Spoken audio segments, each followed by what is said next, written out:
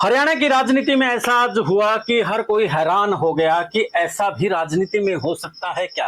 आज एक ऐसी तस्वीर लोगों के सामने थी जो एक बार तो सामने आई तो विश्वास नहीं हुआ कि कहीं ये एडिट तो नहीं हुई है, क्योंकि दो ऐसी विचारधाराएं जो अपने आप के एक दूसरे के विपरीत है, लेकिन राजनीतिक स्वार्थ कहें या फिर मौका परस्ती कहें या फिर ये कहें कि जनता को कैसे ये लोग उल्लू बनाते हैं और जब इन्हें आपस में जरूरत पड़ती है तो ये एक साथ नजर आते हैं। आप समझ ही गए होंगे कि मैं किस तस्वीर की बात कर रहा हूं।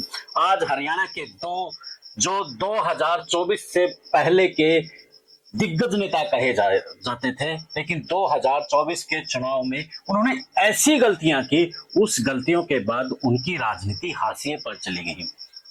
वो तस्वीर में एक तरफ जहां दुष्यंत चौटाला तो दूसरी तरफ दीपेंद्र हुड्डा, दोनों एक ही वर्ग की राजनीति कर रहे थे, लेकिन बीजेपी ने इस कदर मात दी कि मजबूरी में अब दोनों मीटिंग करते नजर आ रहे हैं। और मीटिंग भी छोटी नहीं, लंबी उनकी मीटिंग चली है। तो आप इस बात को समझ सकते हैं कि राजनीतिक जो महत्वाकांक्षा है वो कहां से कहां तक ले जाती है।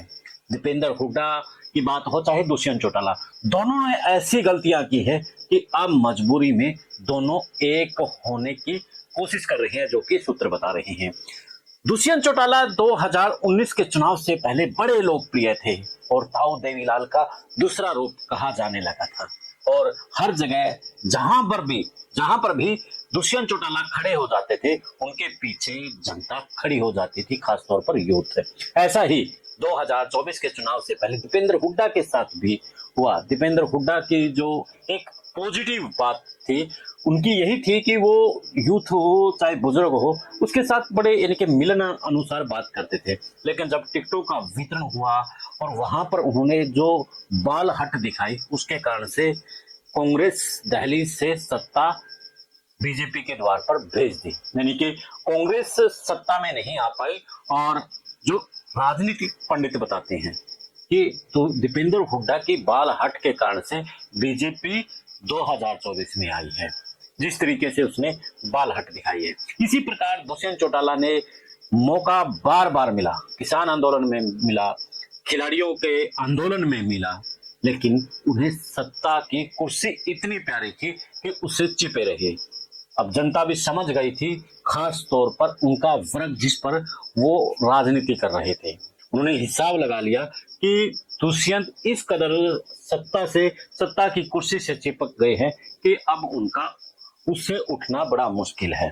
लोग नाराज हुए और उनका जो नाराजगी थी उसका फायदा कहीं ना कहीं बीजेपी को मिला। अब दोनों इकट्ठे होते फिर रहे हैं ना, दोनों मीटिंग कर रहे हैं, तो अब सबसे बड़ी बात यही है कि क्या दोनों इकट्ठे हो पाएंगे। एक बात और बड़ी जो राजनीतिक विश्लेषण में ना की जाए वो छोटी है।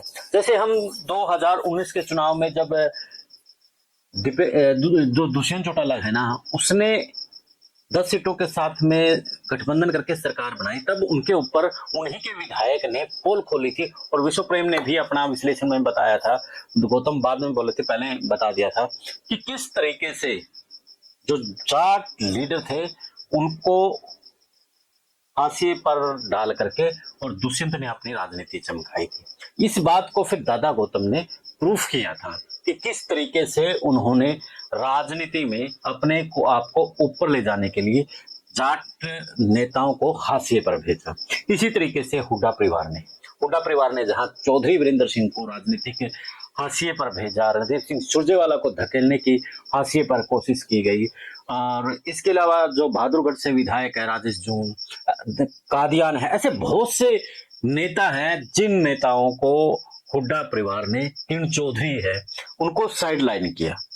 अब वो जब किसी एक वर्ग में कोई एक ही रहे, अब आप कबड्डी का खेल के साथ तो आप राजनीति को मिला करके देखिए कि एक खिलाड़ी बच जाता है और वो उसी के हाथ में रह जाती है हार और जीत।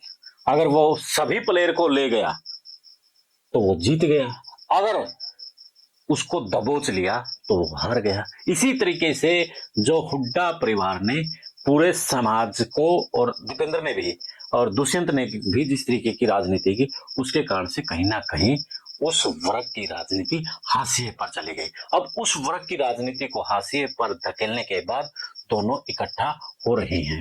तो क्या इनका इकट्ठा होना अब उस वर्ग के लिए फायदेमंद रहेगा? क्या अब उनकी राजनीति उठ पाएगी? दोनों के इकट्ठे होने से क्या राजनीति उठ पाएगी? सवाल बड़ा है और आपका जवाब कहीं ना कहीं हरियाणा की जो सियासत है उसको समझा सकता है। साथियों जरूर देना कमेंट में आपका जवाब। चैनल को फॉलो शेयर सब्सक्राइब भी कर लेना। दे इजाजत, फिर मिलते हैं एक नए मुद्दे के नए विश्लेषण के साथ।